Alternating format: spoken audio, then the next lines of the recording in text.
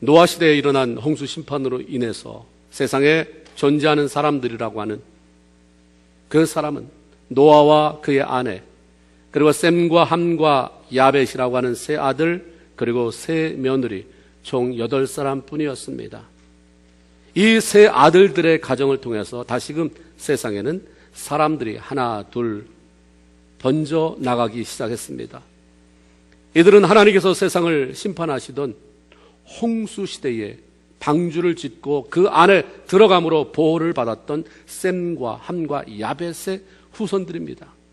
당연히 아무리 시간이 지났다고 하지만 자신들의 부모로부터 그때 상황이 얼마나 처참하고 두려웠는지, 그리고 자신들에게 베푸신 하나님의 살아계신 그 하나님의 은혜가 얼마나 놀라운 것인지 귀가 닳고 닳도록 들었을 것입니다. 여러분 가문에 누가, 우리 할아버지가 아니면 우리 증조 할아버지가 예수 믿다가 목에 혹이 떨어져 나갔다, 잘라졌던 팔이 다시 하나가 길어졌다, 뭐 이런 사건이 있으면 몇 대를 거쳐서 우리 집이 그런 집안이다, 하나님이 우리 집에 이렇게 역사하셨다, 얘기 안 할 수가 없는 거죠. 전 세계가 다 심판으로 멸망하는 상황 속에서 우리 조상의 노아의 가족만 살아남았다는데 그 얘기를 안 하겠어요? 하고 또 하고.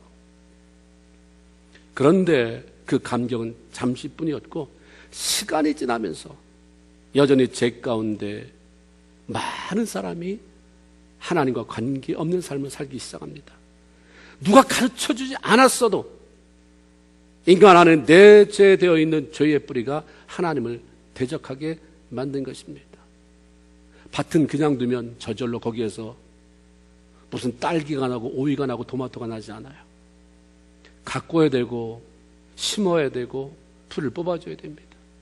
그런데 아무것도 안 하고 내버려 두면 그냥 흙만 있는 게 아니라 또 뭐가 자랍니다. 필요 없는 잡풀 있잖아요. 이상하게 그냥 내버려 두면, 예배드리지 않고 성경 안 보고 내버려 두면 그냥 은혜가 유지될 것 같아도, 옛날 받았던 은혜가 유지될 것 같아도 잡풀이 나게 돼 있어요. 하나님을 대적하는 불필요한 것들이 그 죄의 뿌리가 자꾸 자라면서 쓸데없는 열매를 맺게 되는 거죠. 홍수로 세상을 심판하신 하나님께 대한 두려움이나 경외하는 마음보다 오히려 다시 그 하나님에 대한 도전으로 바벨탑을 쌓는 그러한 죄악을 저지를 뿐이었습니다. 더 이상 물로 세상을 심판하지 않겠다고 약속하신 하나님은 근본적으로 인류를 구원할 계획을 펼쳐 나가셨습니다. 셈의 후손을 통해서 이 땅에 경건한 자식의 명맥을 이어나가기 원하셨던 하나님은 마침내 셈의 후손 중 아브라함을 선택하셔서 믿음의 조상으로 세우셨습니다. 그리고 그의 후손을 통해 이 땅에 메시아를 보낼 통로로 만들어 가기를 원하셨던 거죠. 하나님은 이 놀라운 계획을 위해서 아브라함을 먼저 떠나라고 하셨고 하나님께서 지시하는 그것을 향해 가라라고 하는 명령을 내리셨습니다. 그리고 아브라함은 그 말씀에 순종을 했습니다. 아브라함의 부르심에 대한 것을 이해하려면 먼저 아브라함의 삶의 뒷배경이 되었던 아버지 데라의 삶도 알아야 합니다. 아브라함의 아버지 데라는 노아가 낳은 그 셈의 8대손으로 셈부터 8대를 거치면 바로 나홀이라고 하는 그 나홀과 하란과 아브라함의 아버지 데라가 등장하게 됩니다. 여호수아서 24장 2절에 보면 이스라엘 하나님 여호와의 말씀에 옛적에 너희 조상 곧 아브라함의 아비 나홀의 아비 데라가 강 저편에 거하여 다른 신을 섬겼으나 라는 기록을 통해서 볼 때에 노아로부터 8대로 거쳐왔는데 데라가 우상을 숭배하고 있는 것입니다. 홍수에 대한 얘기를 그렇게 들었는데도 몇 대를 거치니까 우상을 섬기고 있더니가 돼요. 데라가 살아온 땅이요 고향인 갈대아 우르는 역사적으로 메소포타미아 남부 지역에 있는 아주 유서 깊은 도시였습니다. 우르는 인류 최초의 문명이라고 하는 수메르 문명 때부터 주목받는 도시로 그 당시 나름대로 경제적으로 풍성했고 난나르라고 하는 달신을 숭배하는 나라였습니다. 우르라고 하면 지금의 이라크 정도 그들이 달신을 숭배했는데 이슬람 교도의 끝에 보면 초생딸이 있는 거, 그 달신을 숭배하는 그 나라였습니다. 별로 무관하지는 않을 것 같다는 생각이 듭니다. 우르 남무라고 하는 왕은 달신 난나르를 섬기기 위해서 기가 막힌 그 당시의 기술로 성소를 만들었는데 그게 세계적으로 유명한 우르 지그랏이라고 하는 그런 건물입니다. 그 건물이 약 3층으로 되어 있는데 화보에 나온 것을 보니까 그 맨 3층 꼭대기에 신전을 세우고 그 올라가는 길이 중앙으로 쭉 계단으로 나서 마치 하늘로 올라가는 것 같은 느낌이 들도록 가운데 정면에 층계가 3층처럼 3층으로 이렇게 나 있어서 그 당시 어떻게 이런 건물을 만들었을지 지금도 많은 사람이 놀라하고 있죠. 그래서 거기 탑 꼭대기에 지구라 신전을 세우고 자기들에게 풍요를 준다고 믿었던 달신 난나르를 지극정성으로 섬겼던 것입니다. 아브라함은 어려서부터 이런 도시 분위기에서 아버지 데라가 우상을 숭배하는 모습들을 보면서 성장해 왔습니다. 도대체 이런 환경 속에서 하나님은 어떻게 아브라함을 불러내셨을까? 하나님은 우선적으로 아버지 데라의 환경과 그의 심경의 변화를 일으켰습니다. 어떤 이유에서인지 모르지만 아들 하란이 아버지 데라보다 먼저 죽는 일이 발생을 했습니다. 그리고 갑자기 아들 아브라함 부부와 죽은 아들 하란이 낳은 손자 롯만 데리고 그렇게 오래 살아왔던 우르 땅을 떠나서 가나안 땅을 향해 출발을 했던 것입니다. 즉 인간적인 시각으로 볼 때 그 당시 우르처럼 도시화되고 풍요롭고 문명의 혜택을 받을 수 있는 것은 별로 없었습니다. 데라가 가고자 했던 가나안 땅은 그 당시 잘 알려지지도 않은 곳이었습니다. 데라가 가나안을 어떻게 알고 그리로 가려고 했는지 알 수 없지만 분명히 하나님의 기적적인 간섭이 개입되지 않으면 일어날 수 없는 일인 것만은 분명합니다. 아무리 우상을 숭배하고 있었다고 해도 자신의 조상 노아 시대에 하나님이라고 하는 분이 세상을 물러 심판한 적이 있다고 하는 사실을 입에서 입으로 전해지는 구전을 통해 이미 알고는 있었을 거예요. 하나님 그런 분이라는 분이 있었다. 이 하나님의 능력이 초자연적으로 데라의 삶에 간섭하셔서 그 하나님을 끄집어내지 않았으면 당시 상황 속에서 자기 스스로 그 화려한 고향을 떠나서 가나안이라고 하는 알지 못하는 땅으로 떠나겠다는 마음을 먹는 것은 가능할 수가 없는 일이었습니다. 그리고 데라가 가고자 했던 목적기도 나중에 우리가 성경을 읽어보면 결국 하나님께서 아브라함에게 주시려고 했던 가나안 땅이었다고 하는 것은 결코 우연한 일은 아닌 것입니다. 하나님께서 데라에게는 처음부터 가나안으로 가라고 하는 분명한 말씀을 주셨기 때문에 그가 갑자기 가족들과 더불어 가나안이 어디냐 그 가나안을 향해 가자라고 그가 자녀들을 데리고 떠났는지도 모르겠습니다. 그런데 데라가 아브라함의 부부와 손주 롯을 데리고 가나안을 향해 가다가 하란이라고 하는 곳에 이르게 되었을 때에 더 이상 가나안 땅을 향해 갈 생각을 하지 않고 그것에 머물게 됩니다. 그리고 창세기 12장 32절에 보면 데라는 205세를 향수하고 하란에서 죽었더라. 분명히 떠날 때는 어떤 이유였는지 가나안을 향해서 가겠다라고 나간 사람이 하란에 도착하자마자 난 모르겠다 그냥 여기 살자. 205세 자기 삶이 마칠 때까지 하란에서 죽었다는 거죠. 가나안에서 죽었어야 할 사람이 포기하고요. 가나안에 가는 것을 포기하고 중도에 하란에서 남은 생을 보내다 죽었다. 왜 그랬을까? 도중에 마음이 변한 거죠. 하란이 어떤 곳이었는지를 보면 쉽게 우리가 이 사건을 짐작할 수 있습니다. 우르 같지는 않지만 하란도 메소포타미아의 중요 상업과 문화와 종교 중심도로 그 당시 풍요를 누리던 도시였고 여기도 우르와 마찬가지로 달신을 섬기는 우상 숭배의 종교가 널리 퍼지고 있었다고 말합니다. 이런 것들은 다 고고학적인 것들을 통해서 이미 밝혀지고 있는 거죠. 우르를 떠나기는 했지만 가족들을 이끌고 어디에 붙어 있을지도 모를 가나안 땅을 향해 간다고 하는 것은 그리 쉬운 일은 아니었을 것입니다. 그런데 마침 하란이라고 하는 도시를 만나서 들어왔을 때에 그동안 자신이 편안하게 누리며 살아왔던 것들에 대한 그리움이나 유혹이 왜 없겠어요? 맞아, 내가 이렇게 살았었는데 내가 그동안 뭐하고 살아왔던 거예요?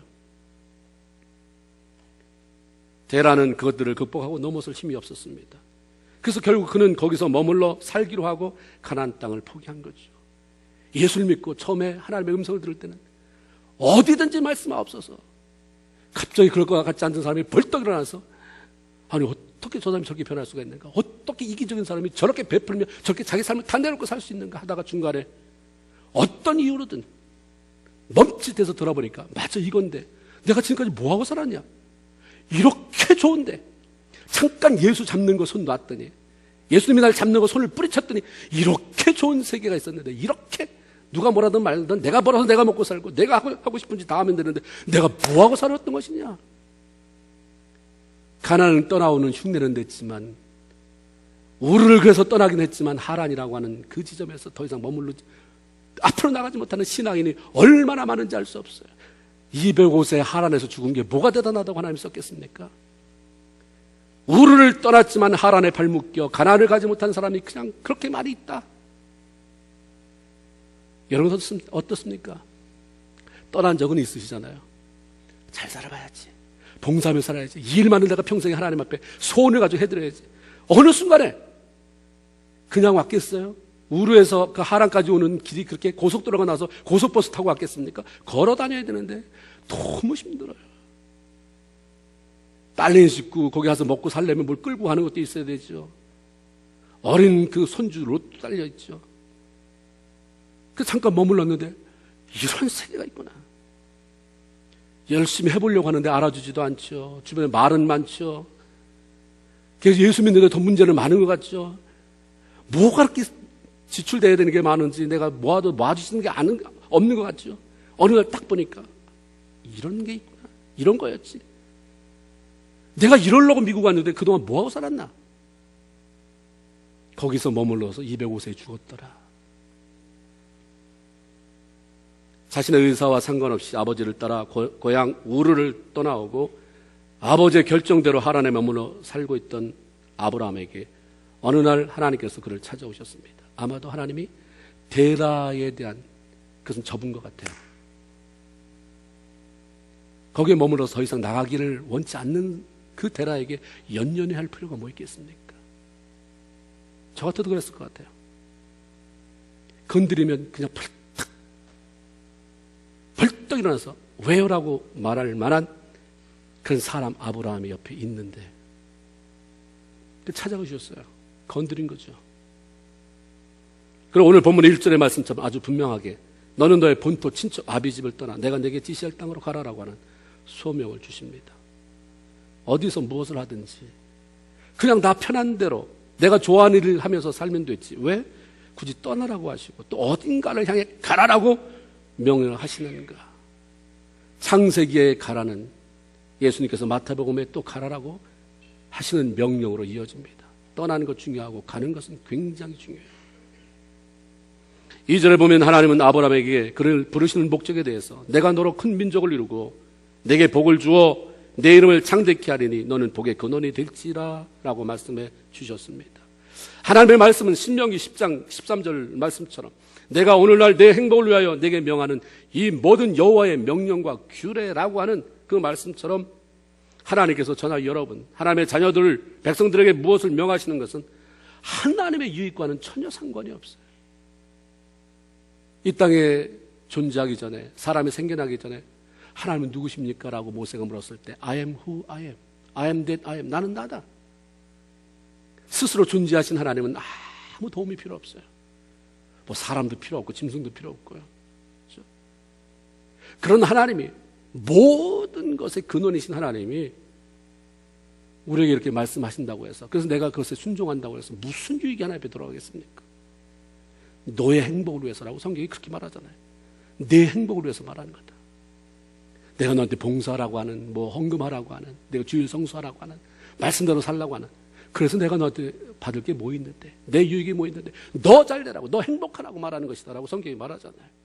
하나님 지금도 그의 자녀들이 이 땅에 살아가는 동안 하나님이 주시는 복을 누리고 하나님의 영광을 드러내기 위해서 그분이 기뻐하지 않는 것들로부터 속히 떠나고 하나님이 원하시는 자리를 향해 지속적으로 나가라라고 우리에게 말씀하고 있는 것입니다.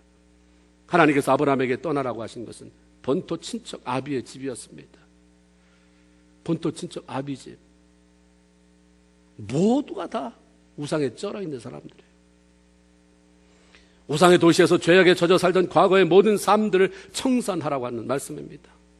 하나님이 원하신다고 한다면 그렇게 문명의 혜택을 받고 경제적인 풍요함 속에서 살던 좋은 환경 속에서 네 마음대로 살았던 기득권을 포기할 수도 있어야 된다고 하는 말씀입니다. 우리가 신앙생활 할 때 때로는 너무 이기적이잖아요. 하나님은 다 주셨는데 나는 이것만큼은 포기하지 못합니다. 여기는 건드리지 마세요, 하나님. 이것까지 하라고 한다면 난 하나님 안 믿을지도 모릅니다. 그것이 나의 마지막 자존심이고 이것이 나의 정말 나를 지탱해주는 마지막 내가 아끼는 것들인데 이것까지 포기하라고 한다면 하나님 나를 뭘로 하시는 것입니까? 나를 어떻게 하시려고 하시는 것입니까? 나는 그런 하나님 못 믿겠습니다. 나가 떨어지는 사람이 너무너무 많아요.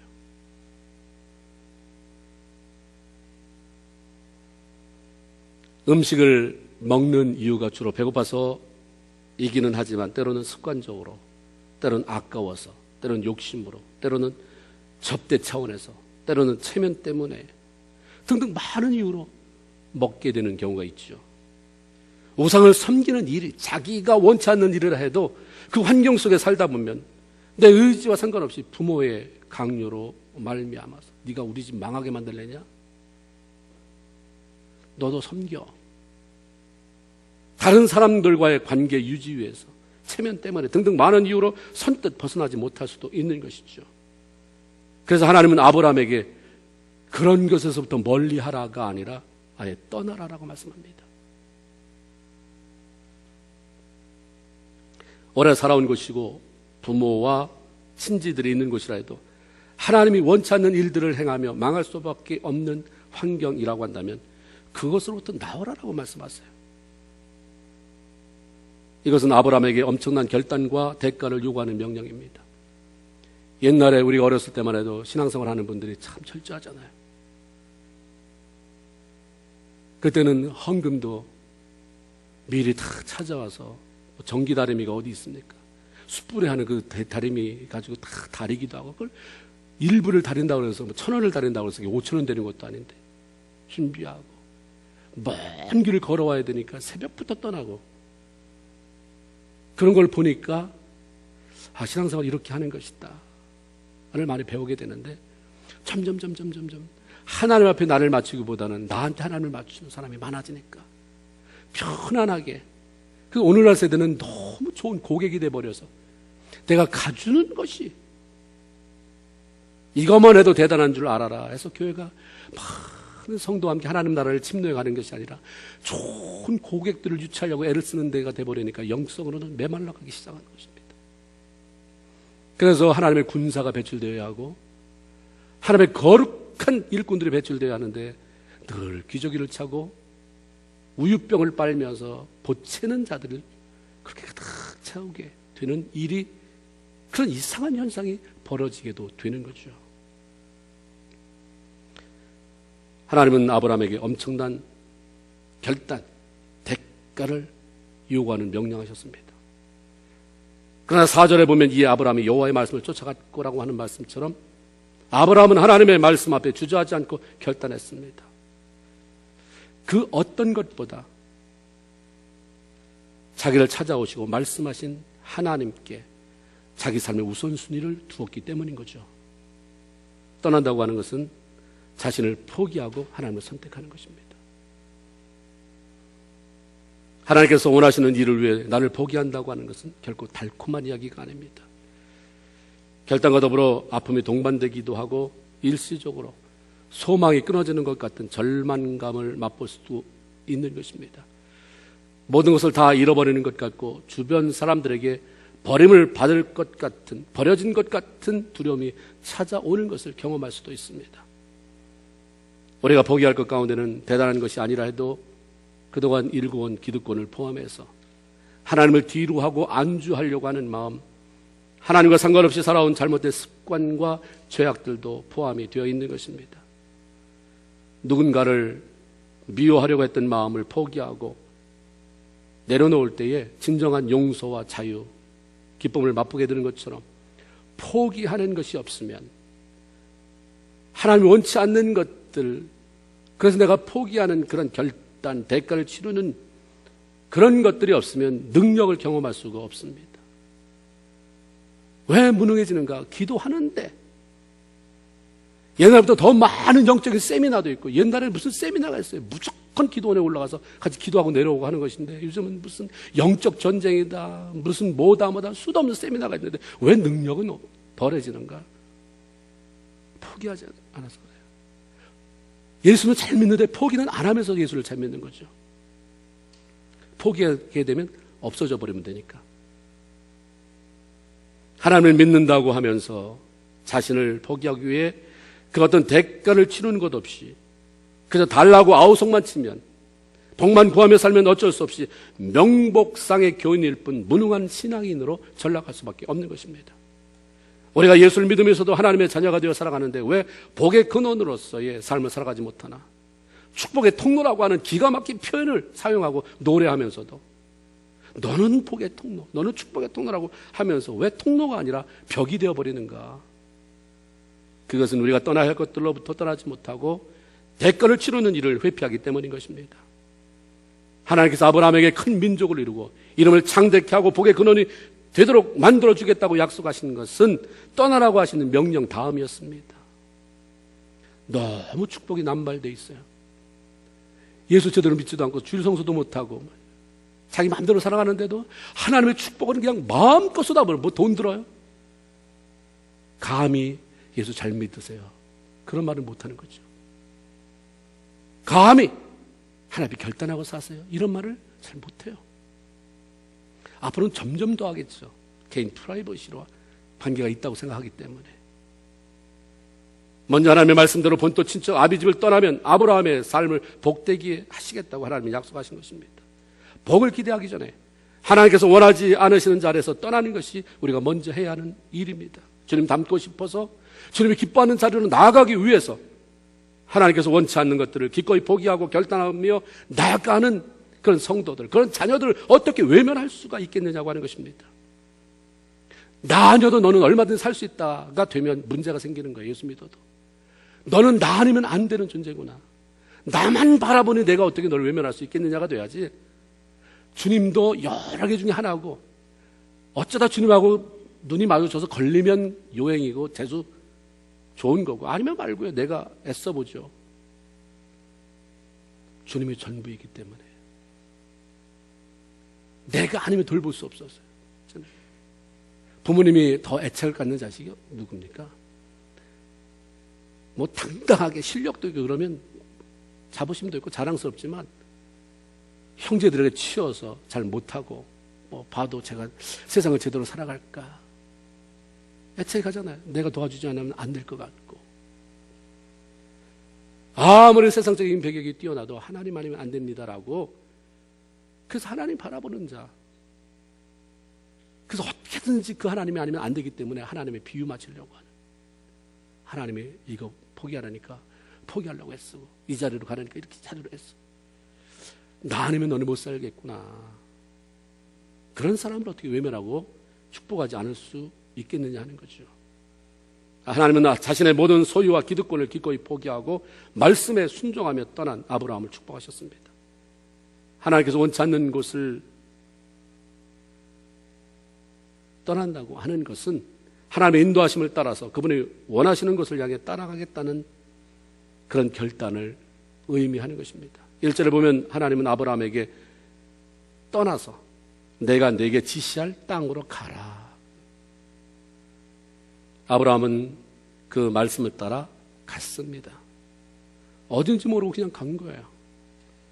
떠나라고 하는 그 말씀이 너무 커서 떠났기 때문에 이제는 뭐 어디가 그렇게 중요하냐.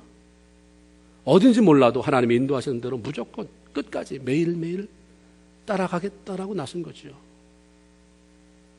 참 힘든 일이잖아요. 그 영광스러운 일이에요. 그 힘든 일이지만 과정은 참 이게 뭔가 하지만 그 영광스러운 집에 들어가면 그것이 얼마나 영광스러운지를 그때 알게 될 것 아닙니까? 히브리서 11장 8절에 보면 믿음으로 아브라함은 부르심을 받았을 때에 순종하여 장래 기업으로 받을 땅에 나갈 때 갈 바를 알지 못하고 나갔으며 우리는 너무 똑똑해요. 어딘데요? 뭔데요? 왜요? 며칠 가야 되는데요. 신앙은 똑 떨어지는 게 아니에요. 내가 딱 내 입맛에 맞아야 하는 게 아니라 그냥 하나님이 그렇다고 하면 그런 줄로 알고 가는 거죠. 오라고 그러니까 어딘데요? 내 나이가 이만큼인데 최소한 내가 나이가 이만큼 들기 전에는 도착해야 됩니다. 주셔야 합니다. 아무런 조건이 없어요. 갈 바를 알지 못하고 나갔으며 어딘지 몰라도 가라 하시니 따라가는 이런 아브라함의 행동은 하나님을 신뢰하는 믿음에서 나왔다고 하는 것입니다. 이런 믿음으로부터 하나님께 들은 말씀을 행동으로 옮길 용기가 생겨났던 것이죠. 떠났으면 보이는 게 없어도 머뭇거리지 말고 용기 있게 앞으로 나가야 합니다. 떠났어도 하나님을 따라가며 그분이 원하시는 자리에 서지 않으면 영이 말라버리게 되고 결국은 죽게 되는 것입니다. 이스라엘 백성들이 광야를 지날 때에 그들은 구름기둥, 불기둥의 인도하심을 받아 살았습니다. 아무리 피곤하고 힘이 들어 그 자리에 더 머물고 싶은 마음이 있어도 구름기둥과 불기둥이 움직이면 일어나 떠나야 했고 그것들이 멈추지 않는 한 계속적으로 따라서 가야 했습니다. 계속 따라가기를 멈춤으로 구름기둥, 불기둥의 인도를 놓치는 것은 곧 광야에서 죽음이었습니다. 따라가고 싶어서만 따라갑니까? 살라고 따라가는 거예요. 저 구름기둥이 사라져버리면 그 광야를 헤매다가 도대체 어디로 갈 거예요? 얼마 동안은 내 마음대로 그냥 무서워도 참고 아침에 일어나보고 그러다가 또 가보고 얼마나 그렇게 하겠어요? 하나님 나라에 이르기까지 끊임없는 광야 생활을 하게 될 터인데 하나님의 인도를 상징하는 구름기둥, 불기둥, 하나님의 임재를 상징하는 하나님의 인도하심을 상징하는 그 인도하심을 놓쳐버리면 살았다고 하나 죽은 삶을 살아가게 된다고 하는 거죠. 예수를 믿고 하나님의 자녀가 되어서 광야 같은 이 세상을 살아가는 성도들의 삶도 동일하게 떠나고 따라가는 삶의 연속인 것입니다. 우리 역시 하나님의 말씀을 따라 떠나고 떠난 후 따라가는 삶이 계속되지 않으면 영적인 죽음, 파산을 면할 수가 없는 것입니다. 하나님께서 소돔과 고모라를 멸망시키기 전에 아브라함의 중보 기도로 인해서 그 가정에 은혜를 베푸셨습니다. 그 땅이 유황불로 멸망할 것인데 빨리 빠져나가라고 하는 통로를 열어주신 것이죠. 그리고 빨리 도망해라. 머뭇거리지 말아라. 그래서 생명을 보존해라. 절대로 뒤돌아보거나 들에 머무르지 말아라. 그리고 산으로 도망하여 멸망을 면하라라고 하는 구체적인 도피 방법도 알려주셨습니다. 그런데 롯의 처는 뭔 미련이 그렇게 많이 남았는지 가다가 뒤쳐다보고 가다가 뒤쳐다보고 하나님이 말씀하신 대로 앞만 보고 따라가지 못하다가 결국은 소금 기둥이 되어버렸어요. 형체는 그대로 롯 모습이잖아요.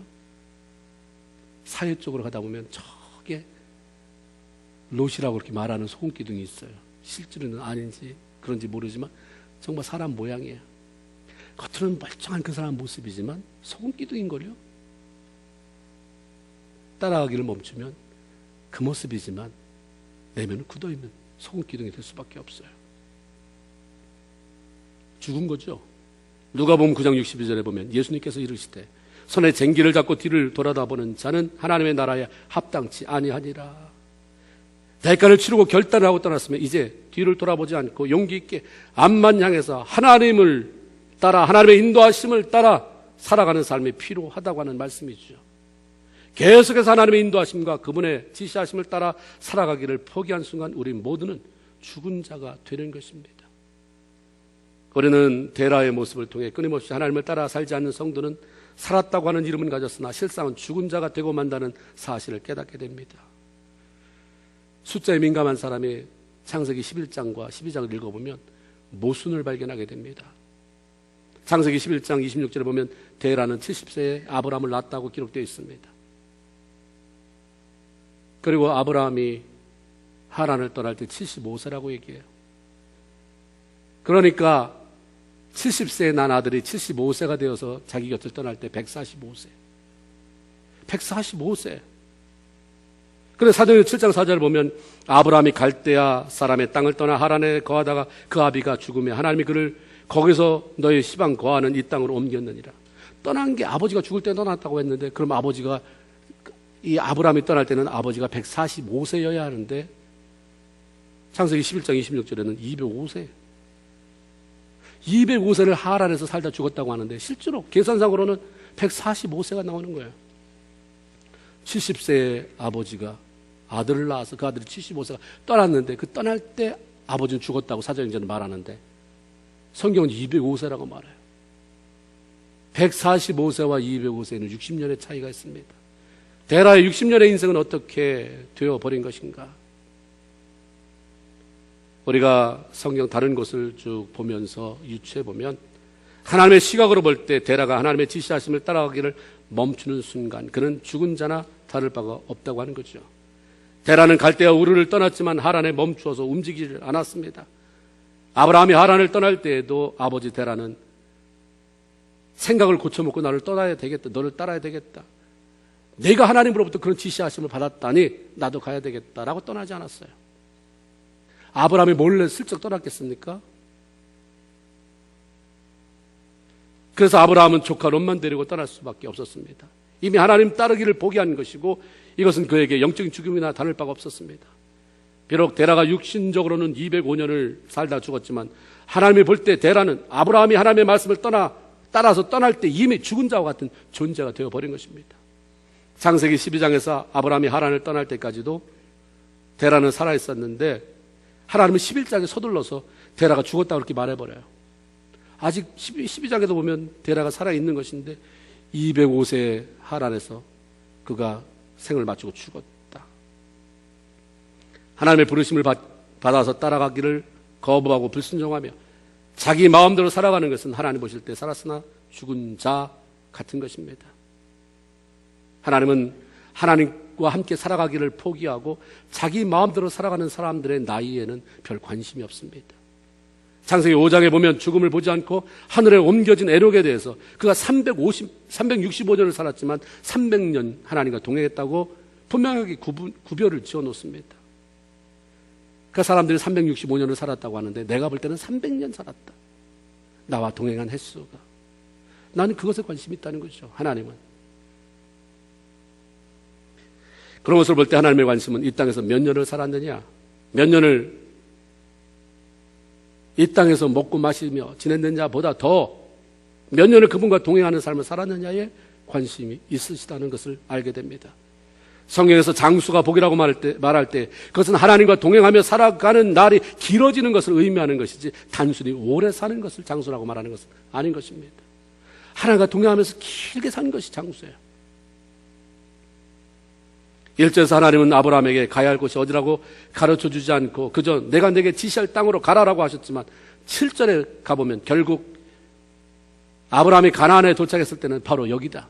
내가 너에게 주려고 했던, 너와 내 자손에게 주려고 했던 이 땅이 바로 그 땅이 바로 이것이다라고 확실하게 말씀해 주셨습니다. 하나님의 인도하심이라고 하는 것은 애매모호한 것이 아니고 끝도 없는 것이 아니라고 하는 것이에요. 믿고 따라가면 약속하신 대로 확실하게 보여주고 분명하게 이것 때문에 내가 너를 불렀다. 이것 때문에 네가 힘들어도 내가 너를 독촉하고 격려하고 때로는 말씀을 통해서 때로는 주변 사람을 통해서 다시 한번 일어나라고 얘기를 해준 것이다라고 그런 날이 오게 되는 것입니다. 아브라함이 떠나고 따르는 삶에 성공했을 때에 그는 믿음의 조상이 되고 복의 근원이 되는 영광스러운 자리에 서게 되었습니다. 광야에서 구름 기둥 불기둥에 하나님의 인도함을 받으며 떠나고 따라가는 삶을 제대로 해낸 사람들은 결국 가나안의 축복을 누리게 되었습니다. 이것은 오늘날도 동일하게 적용되는 하나님의 진리인 것입니다. 하나님께서 원하시지 않는 자리에서 결단하고 떠나 주님께서 원하시는 방향으로 용기 있게 지속적으로 따라감으로 말미암아서 지금도 살아서 역사하시는 그 하나님이 약속해 놓은 그 놀라운 축복을 누리면서 살아계신 하나님을 마음껏 여러분이 만끽하고 그 하나님 때문에 다른 사람에게 정말로 복의 근원이 되어주는 아름다운 영향력을 끼치며 살아가는 귀한 성도들이 되기를 주님의 이름으로 축원을 드립니다. 기도하겠습니다. 하나님 고맙습니다. 오늘